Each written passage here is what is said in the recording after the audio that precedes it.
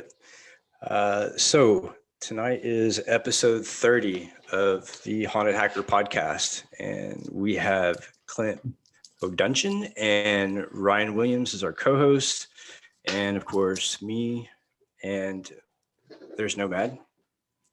Hey. We had to isolate into the lab in the podcast studio because our connection won't support two people. So it's kind of like a welfare line. So anyways, supports a lot of people. Yeah. Right. So let's go over some news for the week. So I won't say the C word. And I'll have it. But they had a drinking game. Every time we say colonial, everybody take a drink or whatever device you have in front of you. Anyways, so found out this week that DarkSide actually does other things besides ransomware. And they're not one of those blind kind of shoot in the dark type groups that hopes to throw a net and grab some networks and some cash. They actually have some MO behind it. They have a method of operation. It's not just cast and forget. Those guys actually plan these attacks. And with the attacks that they plan, it's multifaceted, right? So it's not just ransomware. It's actually a network attack as well, which is very rare for ransomware.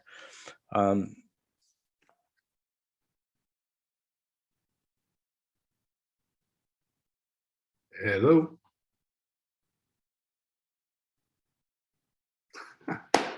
Awesome connection. How you doing, man? Can't find the mute button. I'm not sure if we lost him. Are you still there, Mike? I think that's a negative. How are you anyway, Clint? Good? Man, you know what? It's a Saturday. I'm day drinking. The kids are out somewhere else doing something else. The wife's out doing someone else. You know, I'm just kidding. The kids are probably around here somewhere. Should we roll on with this or wait for Mike to get back? All right, Clint, do you want to tell us a bit about yourself, your history, how you got to where you are now? My history, man. So when a woman and a man get really drunk. No, okay, I won't start that far back, right? I don't know, man. A brief rundown. I've read your CV. It's long. It's long, man. Yeah. I mean, I don't know how long you want me to get and how much you want me to talk. I mean, long story short, I've been doing this for more than 25 years. Started in the Air Force and immediately got out as soon as I was allowed. My first gig was Symantec, writing code for the IDS and doing SQA work. And then, I don't know, it was just like from there, just kind of get right place, right time, or wrong place, wrong time, depending on how you want to look at it. Ended up getting into industrial cybersecurity, ICS and SCADA. Back then, everything was SCADA. And even it not really, but I mean, that's what everybody called it. It doesn't matter. And it was industrial control systems. It was DCS. Doesn't matter. It's all SCADA. And but I that was about 2003, and I got into that, and then kind of never looked back. I kind of stayed into the industrial. I was hoping one day, hey, this is a good market. It's going to pan out. I'm going to make a lot of money here. I'm still waiting for that, but you know, but I'm thinking maybe the C word. Maybe these guys help me out. I don't know. Stuxnet didn't help me.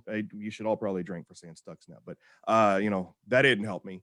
But you know, I don't know. We'll see, man. I mean, it's a fun gig. It's one of those areas where you can be the one-eyed king in the land of the blind. You know, and people think you're really good and you're a real hacker, but you really don't know shit. So it's just that's just the kind of the industry, man. It's like they're still finding out what firewalls are.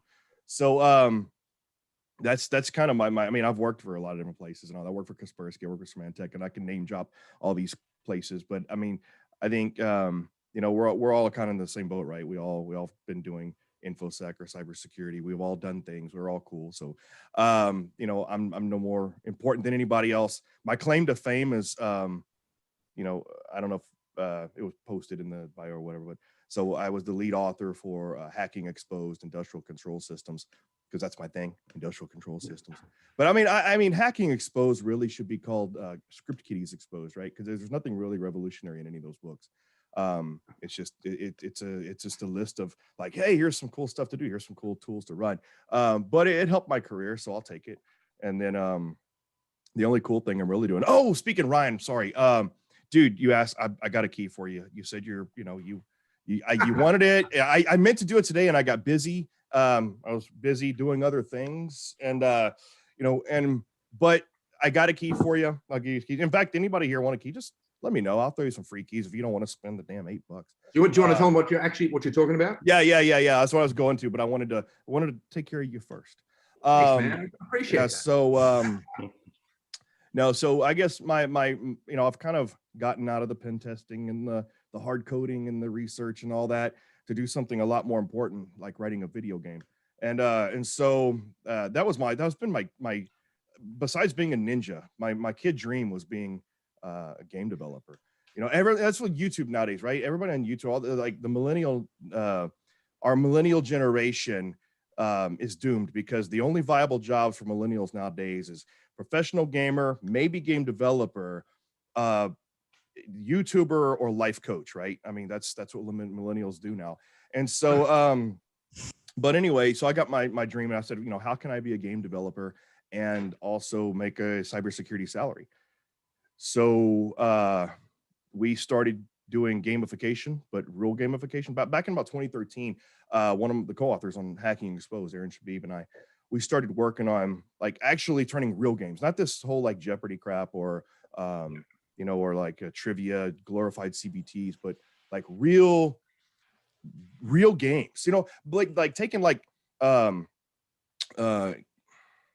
Uplink or Hacknet or Hacker Evolution, but making it real. Like like you really learn it's based off real concepts and nothing is fiction. So that's what we did. So we got a game on Steam now that's the community version, but it's paid. It's on Steam. It's called Red versus Blue, Threat Gen Red versus Blue, and so that's kind of what I've been doing the last 4 years, really. And we got professional versions, and we got stuff for universities, and we do LMS integration, all that. But I mean, the cool thing is it's just a game, right? It's just a game. It's all based off of the entire anatomy of attack, kill chain for red team. And the cool thing is that it's like it's not command line. Anybody can do it. I mean, my wife and kids are playing it, right? It's all point and click, but it's upholding the integrity of everything, right? I mean, you got to do research. You got to match the vulnerabilities with the exploit. You got to build the exploit. You have to track the IP addresses, figure out what subnet it's in, and all of this on the red team. And so on the blue team, same thing. You got to patch every damn thing. You got to. It's very granular, but it's just point and click, so anybody can do it. So that's our claim to fame. That's what we're talking about. And Ryan said he wants a key because. So how many times do the red team win and the blue team loses? Is it lopsided? Because it should be red wins more than blue. Depends on the update. It depends on where the bugs are, for the most part. But ultimately, the AI that we have, so the AI is really it's kind of monolithic right now, and we're building in more profiles for third quarter. But the blue team just follows best practices, and it does the best thing it can do at the time. The red team follows red team best practices, and it does the best thing it can do at the time. So red team is a little lopsided. But here's the thing: like if you're really inexperienced with red team, but somebody's really experienced with blue team, it does shift properly because it does follow the evolution of an immature network. So in the beginning, phishing attacks work really easy. Password attacks work really easy. But as you get through the game, and if the blue team knows what they're doing, they close that down. Then all of a sudden, the red team has problems. They have to pivot and they have to shift where their attack goes. So it follows realistic paradigms. Very cool. So you often get this. Oh, sorry, Mike, you go. No, go ahead, back, man. Yeah. It's nice to be back. I'll see how long this lasts. Thanks to our connection, and I want to give a shout out really quick to Nomad Internet. You guys are terrible. Anyways, no relation, by the way. No relation. Yeah. Yeah. So that sounds like a really cool game. It reminds me. Do you remember the old Mad comic? I think it was Spy versus Spy. Spy versus Spy. Oh yeah. Yeah. So when I was looking at the logo, I was like, oh, that's kind of cool. It reminds me of old school Spy versus Spy. So the exploits you guys get for the game, inside the game, where do you guys get the exploits from? Oh, they're not that real. They're not now. Oh, no. Yet. So they're based off of real premise, right? So real life. So we do create like RFI, LFI, SQL injection, or getting into or memory injection, DLL, whatever. We have a granular list of vulnerabilities that are anywhere from web-based to memory-based or whatever, but it's only in name.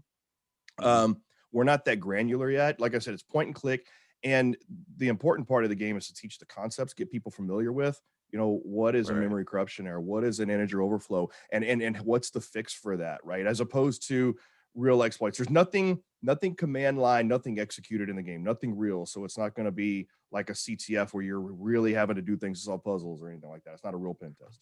Cool. That's awesome. So the platform, have you guys thought about incorporating like framework into the red versus blue? I haven't played the game, so I don't really know, but like it shouldn't be too difficult to put the Metasploit framework into the game. Have you guys thought about that?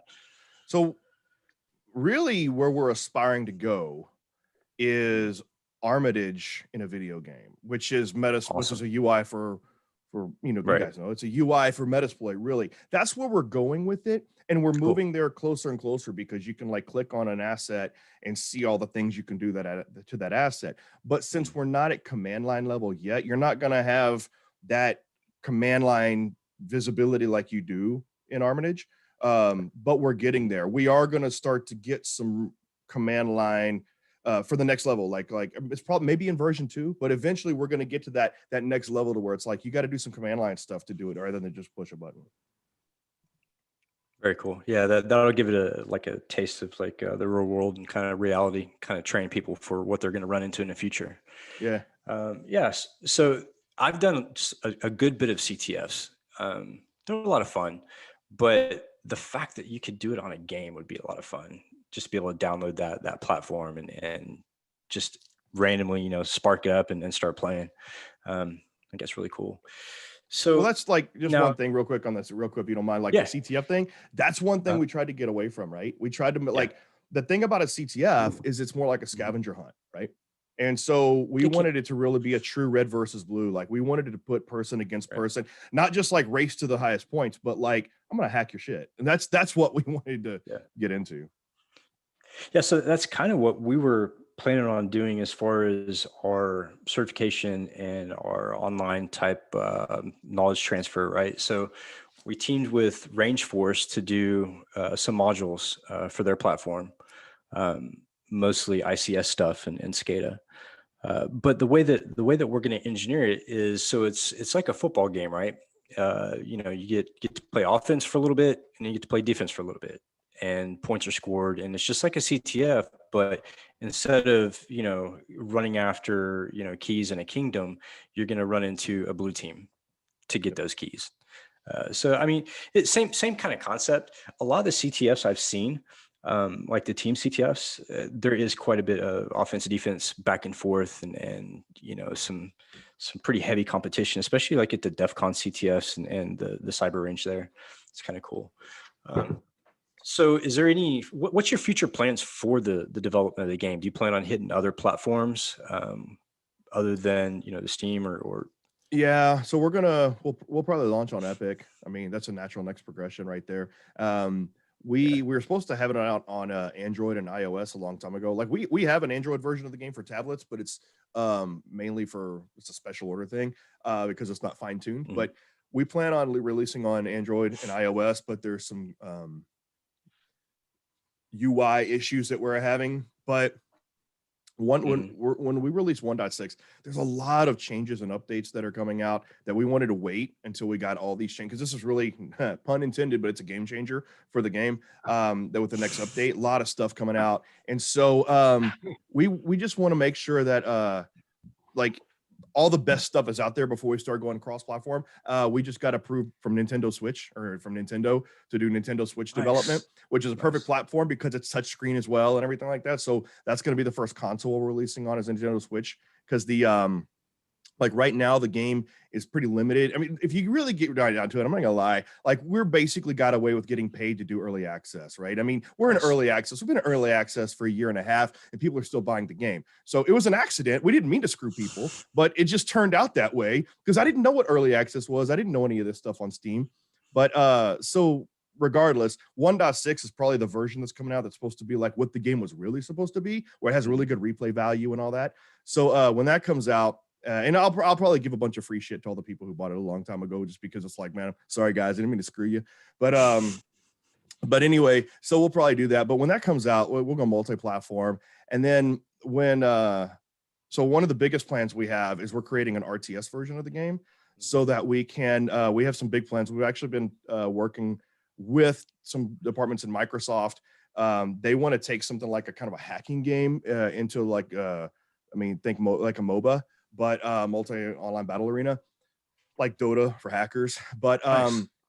but so we've got some plans to go do some real-time stuff there, and where you can switch it and just make it bigger, multi-team and all kinds of stuff, to where you can go esports with it. So we have a big write-up coming out in the next couple of months. So we have big plans to go esports with it and just like see how online hacking or this kind of the hacking image and gameplay works with esports.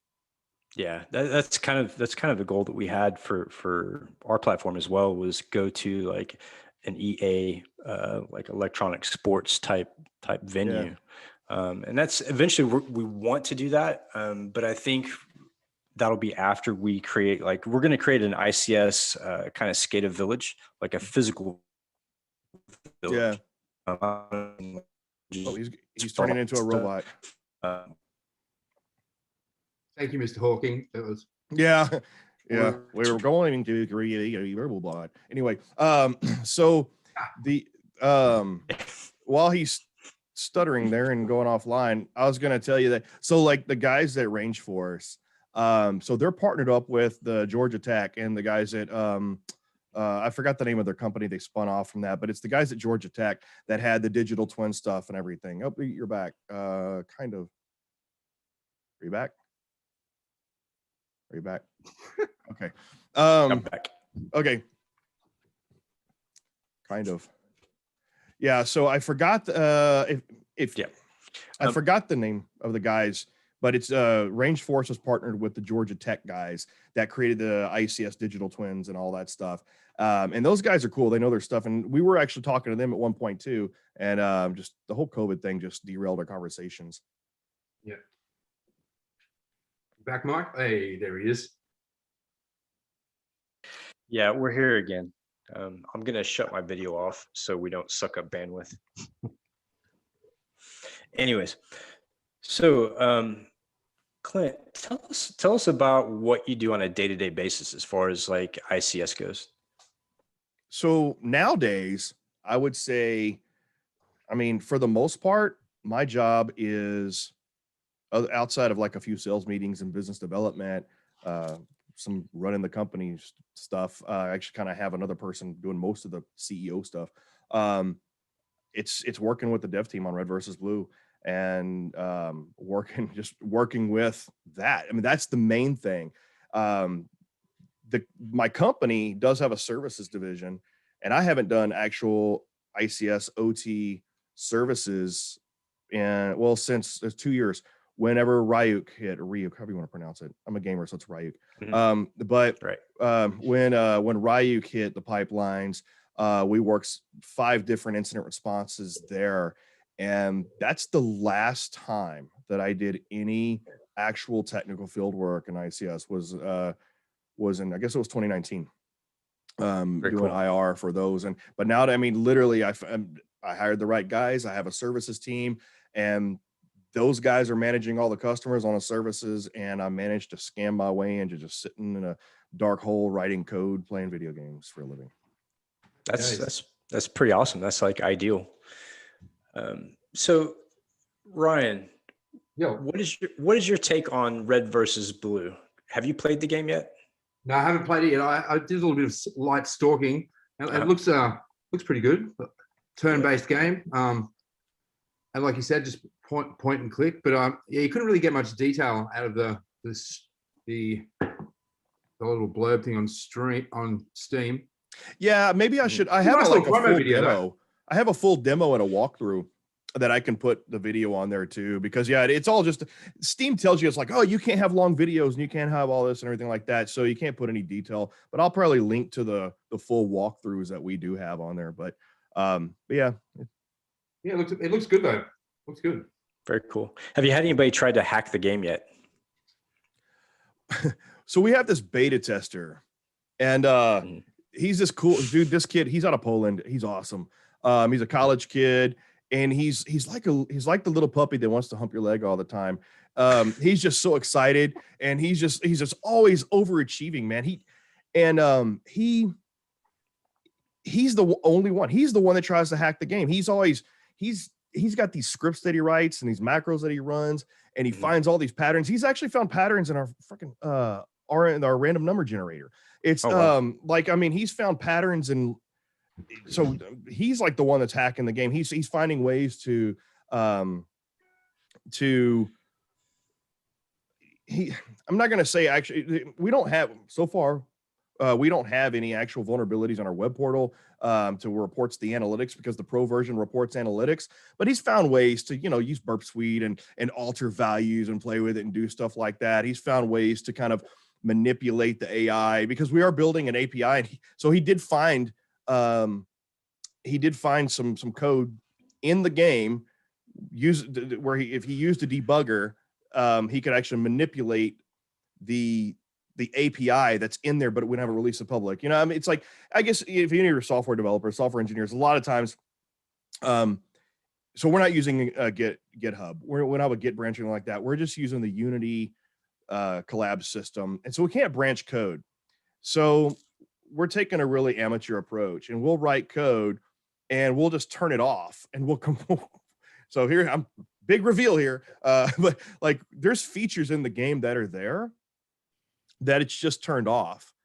So I encourage any of you and to, like, if you have the Steam version, I mean, if you can decompile it and play with it, you could turn features on in the game that aren't there yet just by flipping the right bits, because we're not branching it with GitHub. We're literally just turning it off in the game and compiling a build and hiding it from the user.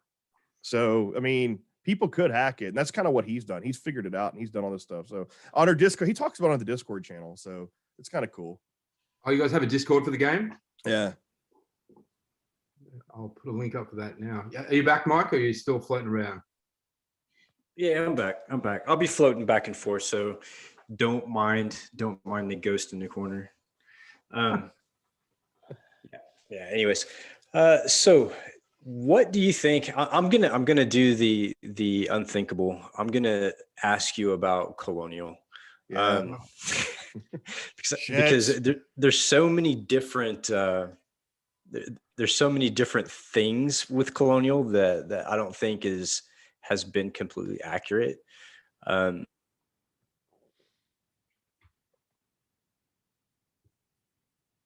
Was that your final question? Yes, I believe there are so many things you don't think are accurate. Next question. Mike, are you there, buddy? Negative. So something Colonial. So should I tell you something you don't know about Colonial? You should indeed. I don't even know. So here's some things. So some really good buddies of mine were some of the. I'm actually going to. What?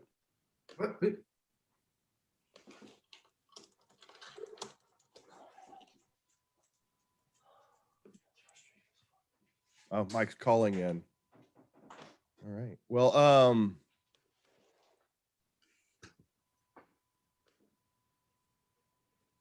I guess it's a process. So you've been made the host. Oh, I've been made the host. Oh, excellent. Yeah, okay, so tell us something we don't know about Colonial. Yeah. I wish I mean, I don't know what you know, but I mean, there's nothing that I know that's not public. But so one of the last guests on the show, Chris Systrunk, like one of the last, 2-3 weeks ago, something like that. Yeah, 2 weeks ago, yeah. So Chris Systrunk, good buddy of mine. We're college alma mater buddies. we're good friends. He's out there. So he was one of the guys kind of dealing with that. And of course, most of you probably know Mandiant, was they're the ones, or Mandiant which is a company of FireEye. They're the ones that got called to deal with that. And rightfully so, they're being really tight-lipped and they're not telling anybody anything, which is cool. But I think one of the most telling stories or perspectives from this, well, I was really surprised. I guess I shouldn't be. So if you've heard of SCADA hacker, Joe Lanchill, and he's kind of been known as the SCADA hacker. He was on Dale Peterson's podcast, the Unsolicited Response podcast, a couple weeks ago, 2 weeks ago, something like that. It was Rob Lee was the last, and before that was Langill. And Langill has so much information on the way pipelines work and the operations, and I've been dealing with pipelines my entire career, but from an assessment perspective and from a cyber risk management perspective, I've never been an engineer. So Joe Lanchill was actually an engineer. One of his first gigs was the pipeline operator. I forgot who he said it was, but he said on the podcast. And so on that podcast, he talked a lot about how the billing system works and how the billing system could actually affect a shutdown. Because one of the things that I addressed on a podcast that I was on, and I was speaking from my industry experience, which was, the rumors were that they shut down their systems because the billing system got hit. And so I kind of countered that a little bit with a little bit of chip on my shoulder and said, whoa, hold on. Let me explain this to you how this works. The billing system sits on the enterprise network. The OTN network was not actually hit. And while I do think that the billing system's not working and not being able to bill and get the money might have been a business decision. It might have been part of the business decision. My first thought was, I don't think that Colonial was so callous in the fact that we're going to shut down the entire pipeline for the entire East Coast fuel distribution just because we can't get paid. And so, my claim was that, well, it's a safety issue. I've dealt with pipeline companies before that have had ransomware, like Ryuk, and it did get on their control system network. And then a couple of companies it didn't. But they all shifted into manual mode, which basically means they have to get all of their pipeline control, their flow control, their measurements, everything has to go manual. And so, but you can still run. But when it comes to the billing systems, that is not just what it sounds. It's not just a billing system. It's like, oh, we know how much we're going to get paid. It also has to do with the scheduling. And one thing that was interesting about pipelines is you think, oh, well, this pipeline has natural gas. This pipeline has petroleum. This pipeline has crude. And it doesn't work that way. A lot of different types of products can go through the same pipeline. And so there's an element of scheduling that goes on with that. And the scheduling is also tied to the billing system. And so there's a lot of different reasons about mixing product and those types of hazards and everything that go into, if your billing system goes down, especially your scheduling system goes down, you have to shut down. So it's not about just getting paid. It comes into mixing product. You can't track whose product is going where. So yeah, little A, little B, right? Little from A, little from B. It's about, like, where's your product come from? Is this product getting mixed? Am I going to give somebody bad product mixed with something the wrong way? And so it's a lot more complicated than I expected. And so I encourage anyone, if you want to learn more about, just kind of like, it's an hour-long podcast, and it'll probably maybe only about 30 minutes is dedicated to what Joel's talking about, but it's really interesting hearing Joel's perspective, an actual former pipeline operator turned into cybersecurity expert. That was phenomenal. So that's kind of that. Maybe that's the thing that you don't know about pipeline, is like, there's more to the story than what you realize based on the way pipelines work. So do you think they got a bit of a rough deal how they're being treated in the media, or? Well, yeah. I think, well, it depends on how you look at it, right? On one hand, all pipeline operators have been underachieving when it comes to protecting their assets from cyber attacks to some extent. I mean, every pipeline customer I have, except for one, I only have one pipeline customer out of two. No, I'm just kidding. I only have one pipeline customer that has just done a phenomenal job. That is like, you guys are better than like bank security. But everybody else in the past, well, and of course, Now our current customers are really good, but I'm just kidding. But I mean, all of our in the past though, they're all just very, hey, it's not regulated. We don't have to do it. It hasn't happened to us yet, so we're not going to do it. It's not hasn't caused anything catastrophic in the rest of pipeline companies, so we're not going to do it. And so, of course, do you want regulations? Because this is how you get regulations. And so that's exactly kind of what's happening, right? So Colonial is getting the bad end of the deal only because they're the largest pipeline for the most. I mean, they're 5,500 miles of pipeline delivering product to the East Coast. I mean, for what was it, 45% of all fuel from on the East Coast flows through Colonial. So on one hand, they're really no different than any other pipelines in that they were doing what was industry norm, unfortunately. But because they are so big and they do have such a a responsibility delivering that much product to the East Coast, that I guess maybe in a way it's kind of poetic justice. But I mean, I think that because it's so visible. Yeah, I think anytime you do anything that is that visible, regardless of, I mean, look, I don't think anybody died. I don't think anybody suffered, too greatly not getting their fuel. It's not like we went, a year without toilet paper. So, I do think that this was one of those consequences that was fortunate for us, right? As a nation and as a world, for those of you that are in America, I think it was very fortunate for us in that there was a consequence that was minimal, but it was enough to make people aware to where now they're going to start passing regulations to forcing these cybersecurity laws. And I'm a small government, small regulation kind of guy. But if you can't get people to do what they're supposed to do, then sometimes you have to do some regulation and things like that. But yeah, so, and I forget we have an international audience here. I'm very American. I'm very closed into my own world. But yeah, so I mean, I don't know if it was going to have global implications from a fuel shortage perspective, probably not. But hopefully it has global implications in a regulation perspective, just to get pipeline operators to do what they're supposed to do. Yeah, that was going to be my next question. Do you think will be a motivating factor in getting other operators to take the whole cybersecurity thing more seriously, or get the changes put in place that need to be done? Well, I think like here in America, it will be, right? Because so President Biden's 100-day cybersecurity salvation act, right? It's not going to do anything. It's encouraging. He's encouraging people to do this and put monitoring and everything like that. Well, that's what that's what this has been for the past 2 decades. It's encouraging people to do it. TSA, the Transportation Security Agency, pipeline security guidelines, and then the American Petroleum Institute 1164.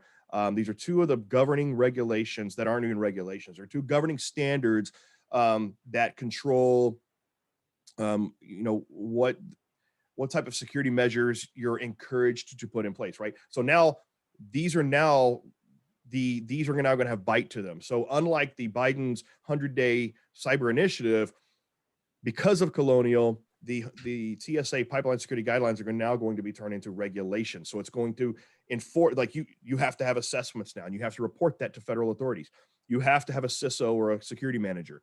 You have to report incidents to federal authorities. So it's going to force. Now, going outside of that, I don't know Australian regulations, but I think the UK has the BSI. I think so. I don't know what I'm not familiar with the international regulations so much. I've really just operated, even though I've had some international customers, I've operated mostly in the US, and even my international customers really kind of went by American standards for the most part, like NIST and NERC and things like that. But or if they're international, like the ISA 99 went to IEC. So they went international by going to IEC.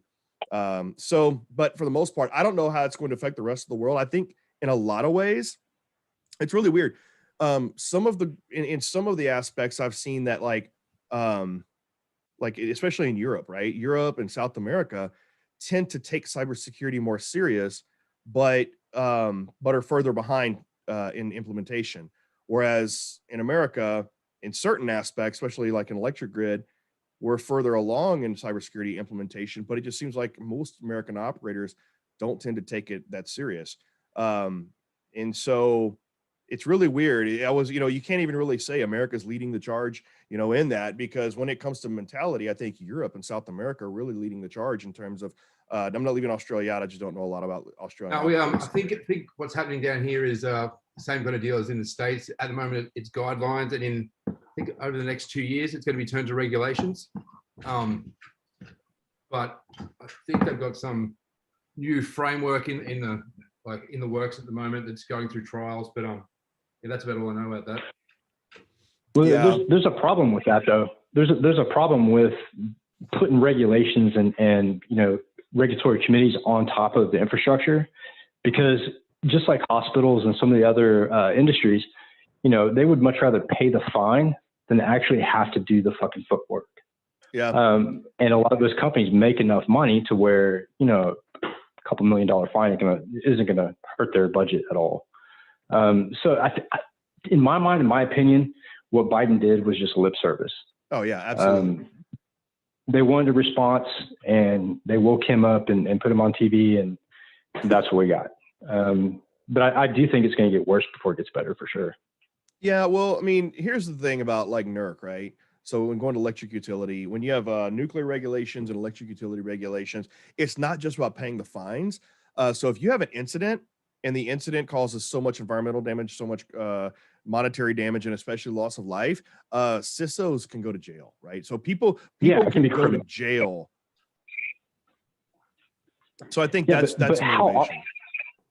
How often does that happen, though? I know that they can go to jail, but I've never seen a CISO or anybody from critical infrastructure actually go down for it. I know that in Texas, working for the power company when I was younger, and then my dad working for Calpine for a while, the ERCOT is a strange beast. So, if people don't know, the U.S. infrastructure, the grid, the power grid, is not really one grid. And Texas has kind of its own little world.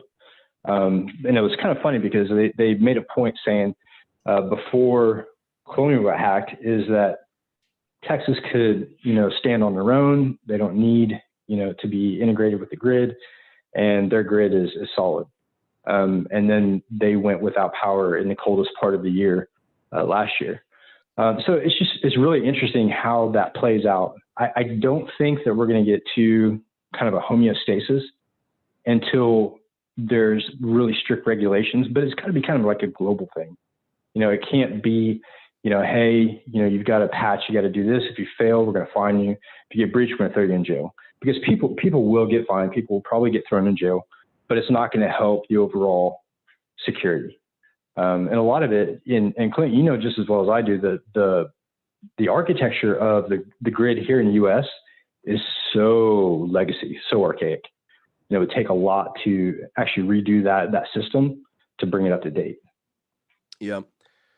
So like a couple of things you said. Number one, so people have gone to jail like for different incidents. So like, for example, Olympic Pipeline had an explosion.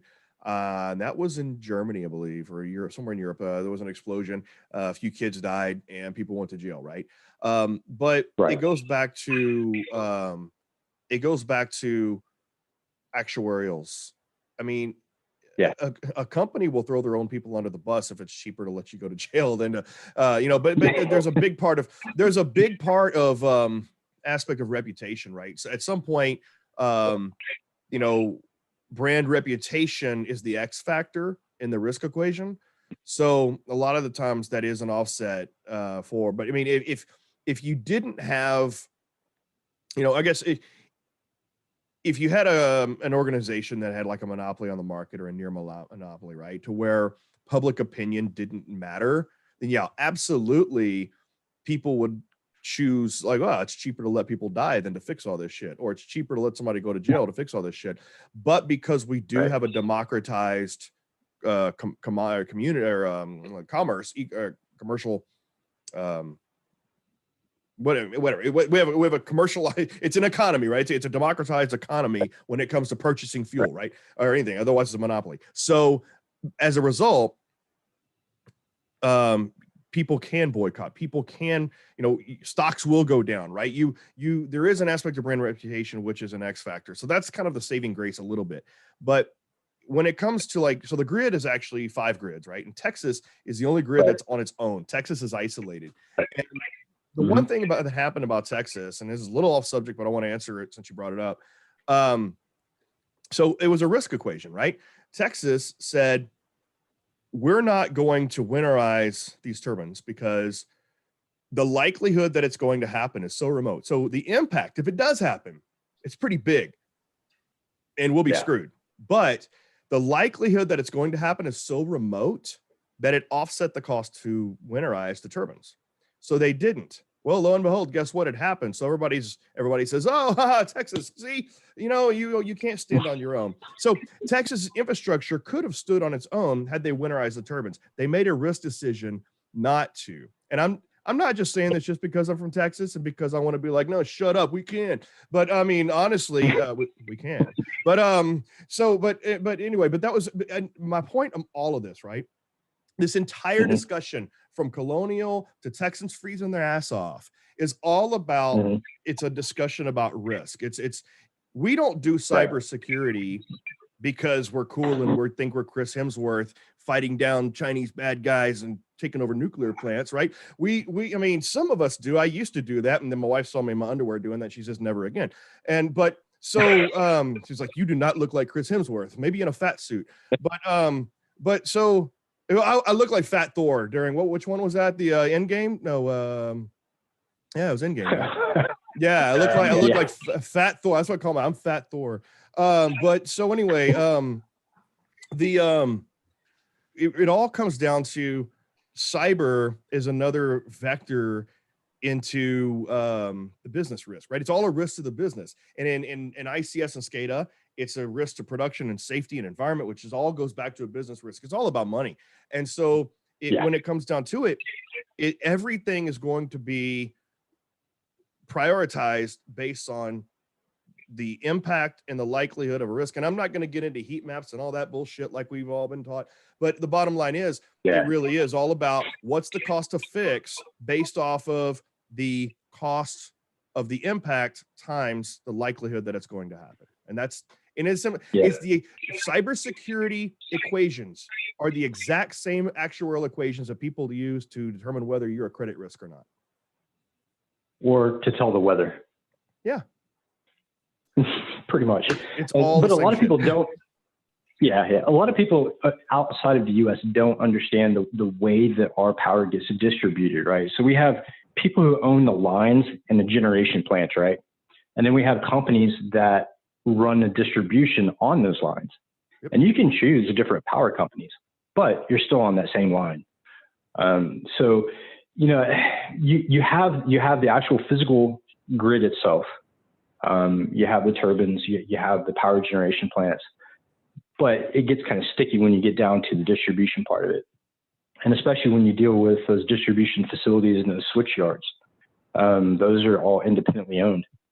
900 co-ops. So the United States is made up of 900 different electric co-ops that distribute the power. It's crazy. That happened probably in my 20s. They decided to break up kind of the monopoly of the power, the electric companies, and they came up with this idea of distribution and sharing time on lines and stuff. But it's been around for a long time. But go ahead.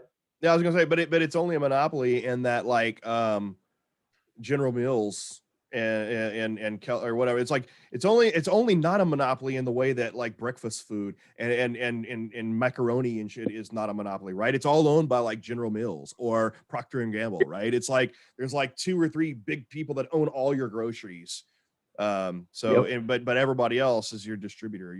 You're still giving money to the big dogs somewhere. Oh yeah, and the big dogs get bigger every day. Another interesting point about the pipeline was that, and I don't know how accurate this is, but maybe you can fill me in. I heard that the system that was affected was actually the system that made sure that they got paid by their clients for the gas that they put through the pipe. Yeah, you missed that whole conversation. Yeah.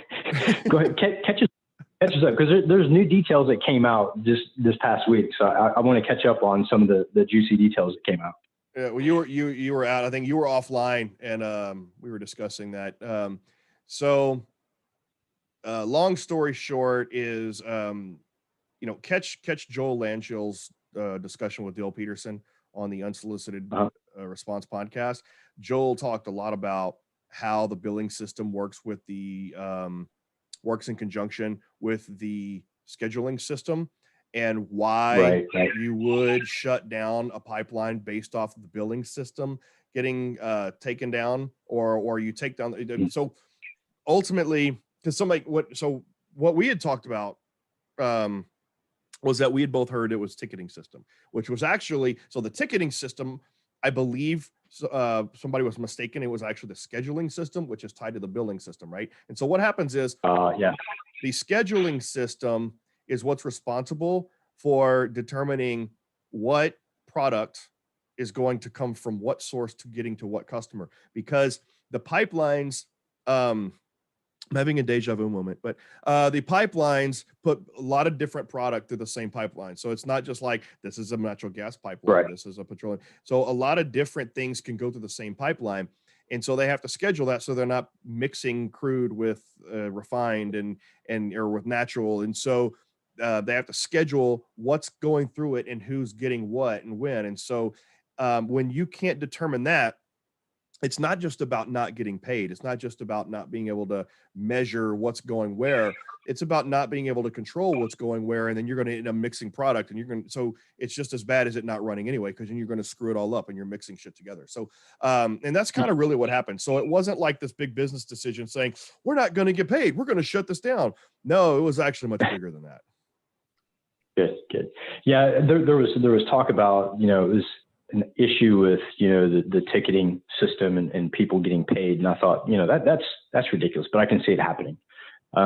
Again, going back to the issue in Texas, winterizing those turbines is not cheap. Yeah. And we've had brownouts and stuff in Texas before, during the heat, during the summer, because, it gets unbearable. But again, you look at line capacity and you look at load and distribution, there's got to be a way to fix that. But working in oil and gas and working in, electric for a while, looking at their systems, even their systems in the dispatch centers, in the distribution centers, some of those systems are like NT. And the reason why they can't upgrade them is because it's been that way for so long. And the architecture they have at some of these companies relies on that technology. Yep. Well, it's not just that. It's not just it's so old. Like, I can actually speak to this. I mean, I've been in these systems, and I've pen tested these systems, and I've broken these systems, and I've almost went to jail for these systems. And so it's these. In fact, there's an old article. There's an old article. It was, I think it was Automation Magazine, 2007, I believe it was. Where it was me and Jonathan Polay and some other guys, where we were doing red teaming of a chemical facility here in Texas, and we were commissioned to do it, and we still almost went to jail. But it wasn't like who was it? In Ohio, was it? Are you talking about coal fire? Yeah. So anyway, but it wasn't as bad as that. But so these systems are, yes, they're legacy, and yes, you'll find Windows 98 boxes and Windows NT boxes and everything running, but it's not. There's two main reasons, right? It's because, well, maybe two and a half, but the main reason is that it's not just that they're so legacy you can't change anything. I mean, that's the reality is, yeah, they're so legacy you can't change anything. You can't apply patches. You can't do this because they're so archaic, and quite frankly, a lot of them are just they're designed so poorly that they can't take any new updates, any new code, any patches, any new technology. But because of that, you're in vendor lock, right? It's like couch lock, but in the industrial technology aspect, right? And it's like you literally cannot do anything because A, it's going to break it, or B, your vendors will stop supporting you. So the vendors really have a lock and hold on a lot of the operators. And so what, go ahead. That they have a lock on the vendors have a lock on, but also a lot of those companies, a lot of those co-ops can't afford to actually like upgrade all of their shit. Yeah, they do well just by having one. Yeah, they do well just by having one person on their IT staff. Sometimes some of the smaller co-ops. Well, it's not even the IT stuff, right? I mean, it's just think about the end devices, right? Think about the PLCs and the RTUs and all the end devices out there and all those sensors, right? Mm-hmm. So even if somebody is, so like people are coming out with better manufactured, better designed systems, right? So if you come out with the PLC, that's hardened. You come out with a system, a DCS or a SCADA system that's better, it's harder. Ultimately, it's still not going to be, it's not going to be deployed throughout the entire infrastructure until there's a massive overhaul, a massive turnaround, because you're talking 1,000, 3,000, 30,000 end devices out there that all have to be switched out, running on production systems.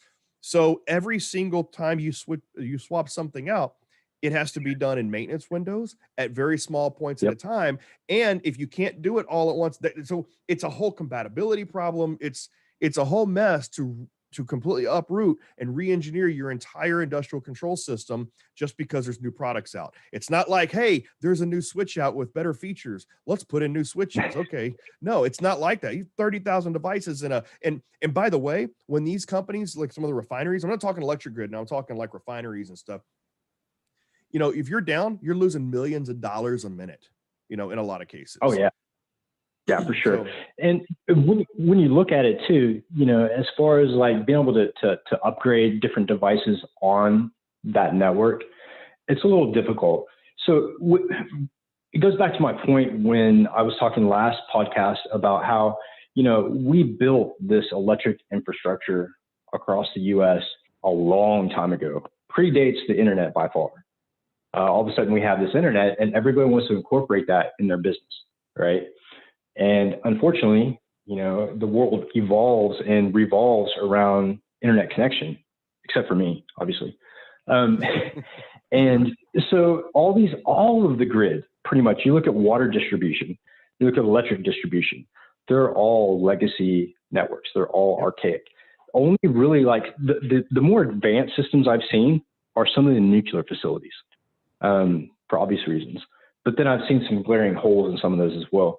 But I think what it all boils down to is, even though that attack that occurred with Colonial didn't destroy anybody, didn't, you know, blow up the pipe or whatever. But here's the problem that we have is, so that was done and people see how easy it was to shut that down. Now they've put another target on the map. And so other groups are looking at that. People with more nefarious ideas and more destructive ideas are looking at these targets going, I wonder what else is out there. Well, let's revisit Colonial. That's happened. That's been happening, right? So for a long time, industrial control systems were in isolation. I'm not talking about air gapped. I'm just talking about the systems were just in isolation, not even connected with enterprise IT. And it really all started to come to fruition when, 2007, when, I'm not going to mention too many names here, but so in 2007, INL worked on Project Aurora, and then you can look it out. There's videos out there and where CNN did a report. Actually, that was a mistake. So CNN got in a lot of trouble for reporting that, and so did the person that reported to CNN, because Project Aurora wasn't supposed to be released, but it's where they manipulated a PLC to destroy a power generator. And so you can look it up: CNN Project Aurora, INL Project Aurora. Hacking a generator or hacking a turbine, whatever. That's kind of when the cat was let out of the bag. And then like in 2008, Kevin Finicier released the first SCADA related exploit, Cytec SCADA exploit. 2011, Luigi, or I can't pronounce the dude's last name, Luigi RM. Poor guy, I'm butchering his name. But anyway, so so everybody here knows about the SCADA modules in Metasploit, right? The first 34 SCADA modules in Metasploit. So that was Luigi, and he released those in 2011. And so you have that 2007 Aurora, 2008 Kevin's exploit, 2011 Luigi's, that was the Gleg, right? The Gleg, something, anyway, the Gleg exploits. So anyway, that was released. All about that time was when people started doing ICS talks at DEF CON, you know, and at Black Cat. And so over time, the cat's been coming out of the bag. Once that happens and you realize, number one, oh, there's this whole other playground out there, and it's all old shit. Remember, I talked about it earlier about how, you know, you can be the one-eyed king in the land of the blind because it's all broken. It's all like, they're just old stuff, and nobody knows what they're doing. But yeah, so that's the problem. And you're right. So with every incident that happens, every time something public comes out, before it was just a bunch of people who know about Metasploit. It was just a bunch of people who go to DEF CON. Now the whole world has been alerted to the fact there's all these industrial systems out there and they can be hacked. And so if you know, yeah, you're right. Now you've got more gangs and crime, organized crime units out there that are going to be running malware and ransomware, because that's where big game hunting comes in. What's more big game hunting than oil enterprise? Yeah, exactly. And to think about how much money goes to that pipe a day. I mean, they were right on when it came to targeting, you know, the fat cats, but, you know, to their defense, they said that they didn't know that they were actually in an ICS network. Which they weren't really, to be honest with you. No, they weren't, but they knew what they were targeting. I guarantee you. Yeah. Of course. You can't look at that ticketing system or even, you know, any system on that front office IT network and not know that you're in an oil pipeline. Yeah. Or a gas pipeline. Yeah. So where do you think the next grid attack is going to be? The next infrastructure attack? So I can tell you right now, like, so nobody's going to be attacking power grids unless it comes to war. For the most part, all nation states have been trying to position themselves into our power grid, right? You take down the power grid, that's the creme de la creme, right? You take down the power grid, you're taking down communications, you're taking down, you know, you're left with generators and fire sticks, right? So the power grid is what everybody wants, but there's no profit in power grids for other than ransom for criminal organizations. And so you have two main reasons people are going to attack the grid or attack critical infrastructure: profit and war. Critical infrastructure like power grids is probably not going to be the next thing unless someone finds a way to attack such a large portion of the grid to take down enough of the grid to be a worthy ransom. That's not going to happen because, believe it or not, forgetting about the Texas incident, which could not have been caused by a cyber attack anyway. No, it's hard to take down. The power grid is pretty resilient. It's pretty robust. It's very difficult. Now you could take down individual co-ops and individual distribution centers, but it's very difficult to take down enough of the grid in America to be a worthy ransom. Now there's other countries where it's not as resilient. But what about the East Coast and the brownout with the squirrel that got into the line? Yeah, 2003 Ohio Blackout, right? 2003, it was squirrel. Again, it was actually a tree, but it wasn't a real. It was a tree that fell and blew out a transformer. It blew out a transformer, which cascaded upwards and blew out a step down transformer from the distribution to the transmission center. Again, that is a one-off case. And that was a long time ago, Neo, right? I mean, that was in 2003. We've increased our resiliency since then. So the good news is every time some shit happens, we learn from it and we're calloused over in that area. So it's going to be hard to do that with a cyber attack now, at least in, you know, Ohio area. But so to answer your question, I think oil and gas will continue to be targeted because the cat's out of that bag.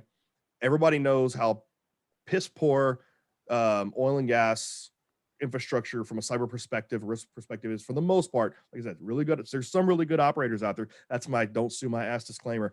But there's some really good operators out there.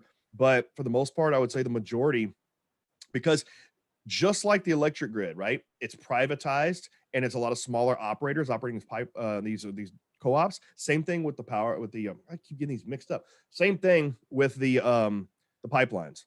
And even water, right? It's municipalities. And so as long as you have smaller operators running pipelines that are still running legacy systems and still are not compelled without regulation to actually secure their stuff from cyber vectors, you're going to continue to see a lot of people's mouths watering, saying, wow, that's, the pipelines are vulnerable and they've got money and we're going to hit them. So I think that you're going to see, I don't think Colonial, even with the regulations, like you said, are not going to solve things.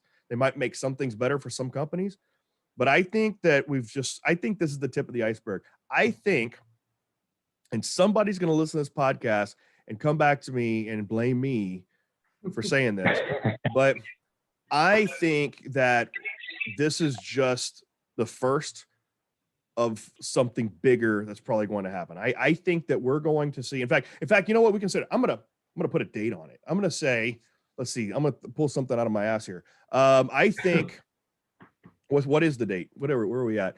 May 29th. So I think, especially during hurricane season too here. July 4th. Yeah, you know what? I would say, I'm going to say a little later. I'm going to say probably we're going to see some little things happening, maybe one or two between now and early 2022. But I'm going to say probably first quarter of 2022 or no later than, you're probably going to end up having a really big incident that it's not going to cost lives unless something blow. I don't think somebody's going to blow something up because there's a lot of consultants out there that's like, oh, you flip the right switch on a PLC and you take it out, you're going to blow up the plant. It doesn't work that way. But I do think that, so I don't think anything's going to blow up, but I think what we're going to have, I think we could possibly have a big spill, a big environmental issue. I think somebody's going to hack a system and disrupt flow control, because I think somebody's going to figure out how to combine Trisis, or which is the malware. It's either Hatman or Trisis, depending if you listen to Dragos or Department of Homeland Security. But that was the malware that hit the Triconics safety instrumented system. So I think people are going to figure out how to use malware, actual malware like Trisis. And I think they're going to figure out ransomware is just the start. And I said this whenever I was covering the Ryuk stuff, and I said this on Dark Reading and a couple other places, and probably find it somewhere, where I said, I think that ransomware right now is definitely the motivation for the small time criminal gangs. Small time, only 90 million, dark side, but either way. But I think ultimately, I think there are people looking at this thinking that they can probably use ransomware as a smokescreen to get a bigger foothold to do further exploits. Because let me tell you, so here's how Ryuk worked. So Ryuk got on the networks with TrickBot. Then they sat on the network for months and researched everything. Then they weaponized Ryuk by putting the payload into the login scripts on Active Directory servers, so that everybody that logged in using those Active Directory servers then got hit. And then they researched the network enough to understand that, okay, this other company was using there's different companies, okay, well, maybe they have a domain controller on their ICS network. So they used weak RDP exploits, or weak RDP. Sorry, that is an exploit. RDP is an exploit. They used weak RDP to get onto the Active Directory server in the ICS network, weaponize Ryuk in those. So it's a matter of, once they get onto a network and once they start researching, they sit dormant, then they'll deploy these things. And then here was my thing. You don't know how long they've been on the network.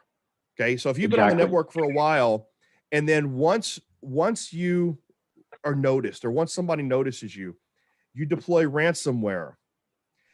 Then whenever it says, oh shit, we've been hacked or whatever, restore from backup. Okay, we've cleaned everything. Now you sit there all quiet. And then what's like the the sea snake that lets it sit there and bite up itself. Like, what was the movie Gladiator, where he's like, a little sea snake lets itself get bite after bite. Anyway, sorry, I'm a movie buff. Anyway, but but you sit there and you lay dormant, knowing that they restored from a backup when you were on the system. And so it's basically a smoke screen. They deploy ransomware so that they restore from backup. Anyway, this is just my theory, but I think that you're going to end up seeing ransomware being used as either a smoke screen, or you're going to start seeing people deploy malware like Trisys going directly after control systems. And so I think somebody's going to call something bad. It's not just going to be ransomware stopping up the flow of fuel. I think somebody's going to actually cause a spill or something. Well, see, and it's funny you bring that up too, the thought of a smoke screen, because I talked to someone this week who actually helped out one of the victims of DarkSide and was there during one of their attacks.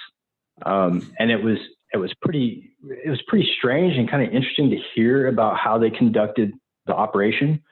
And it was like they deployed the malware with the ransomware and then hit them with the denial of service at the same time. So where do you go first? Do you go after the malware, or do you go after, no connection whatsoever? Just that alone would cause major issues. I mean, think of all the other networks that have to report into, Colonial's network or whatever. So yeah, I mean, that multifaceted attack, that multi-stage attack, I mean, it's pretty common.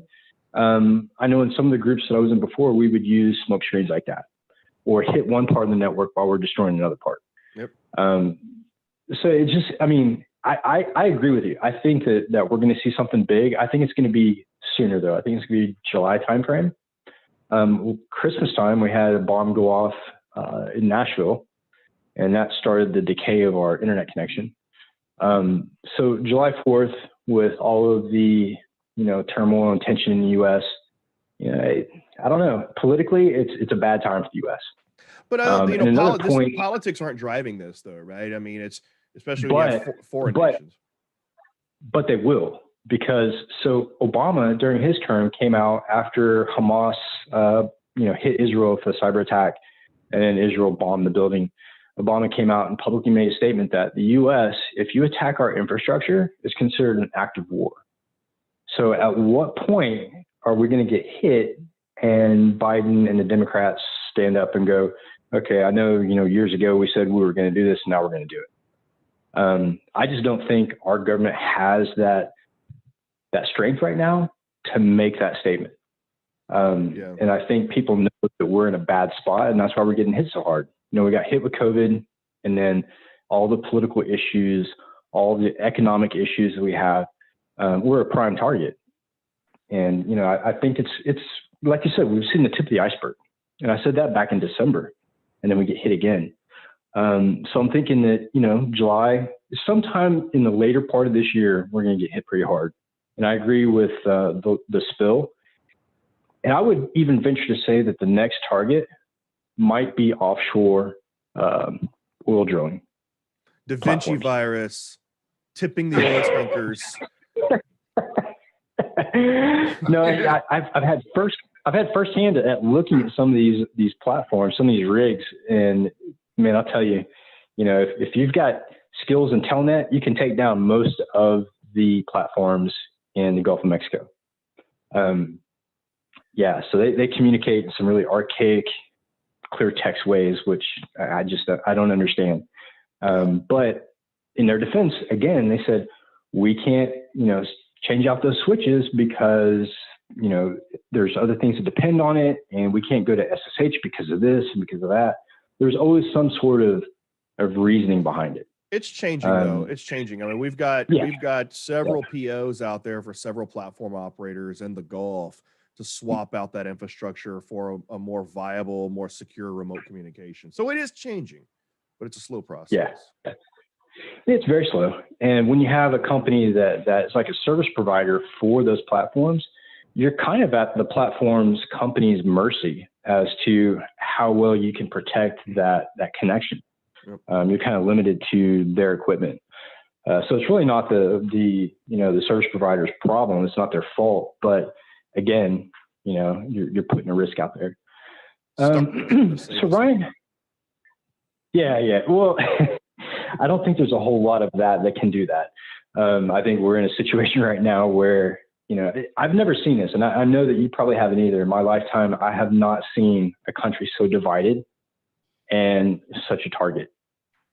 And it's scary, because I know some of the effects that, you talk about the generator, right? The generator attack or proof of concept that they did, that thing caught fire. I mean, it was a straight up fire. That thing set on fire. So, and then when we went, go ahead. Oh, I was just going to say, but back to the country divided. I mean, we look very divided right now, and we are. But I mean, it's not the first time this has happened, but it's the first time this has happened with such technology at everyone's disposal, right? I mean, look back at the 60s and the 70s and the Watts riots and things like that. This is something that's been repeating itself in this country for a long time. And but this is the first time where we've had I would say mainly technology, the technology at your disposal, right? This is people are very emboldened, and people could do more damage now with technology and anonymity, unlike where they could before, right?